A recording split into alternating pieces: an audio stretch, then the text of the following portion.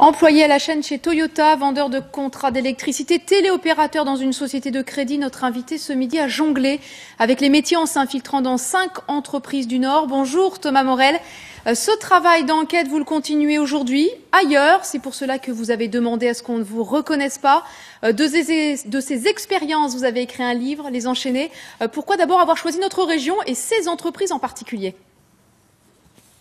Alors, cette région, simplement parce qu'elle est symptomatique du monde du travail à l'heure actuelle, du monde du travail au début de ce XXIe siècle, dans le sens où il y a eu un certain nombre d'usines textiles notamment qui ont fermé dans le Nord, il y a également les mines, des gens sont retrouvés au chômage, c'est une région qui est en reconstitution, ou en reconstruction plutôt d'un point de vue de l'emploi, et on a un panel assez varié, assez diversifié d'emplois différents. Vous n'avez pas choisi les métiers les plus faciles, le vacarme, les gestes répétitifs, la douleur. Que dénoncez-vous qu'on ne sache déjà finalement ?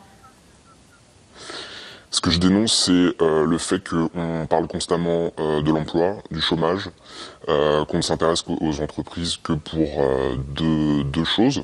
On parle des entreprises quand ça va bien, on parle des entreprises quand ça va mal, on ne parle pas des entreprises au quotidien. Ce que l'homme donne à faire à l'autre homme, ce que les différentes formes d'emploi, on n'en parle absolument jamais. Moi, je voulais simplement raconter le quotidien, ce que c'est que travailler à la chaîne, se lever à 5 h du matin, ou même souvent plus tôt, 3 h 30 ou 4 h, pour aller visser des trains arrière de voitures. Concrètement, ça se passe comment ? Dans une entreprise. Les employés aux côtés desquels vous avez travaillé, vous avez l'impression aujourd'hui de leur rendre service avec votre livre ou quelquefois de les trahir ? En optant pour cette démarche-là, il y a forcément une forme de trahison, dans le sens où les entreprises où j'ai travaillé, les gens que j'ai côtoyés ne savaient pas pourquoi j'étais là. Effectivement, il y a une forme de trahison.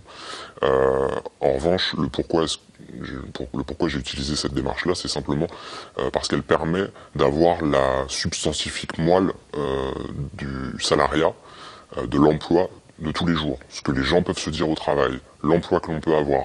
C'est dire concrètement ce que les salariés endurent tous les jours.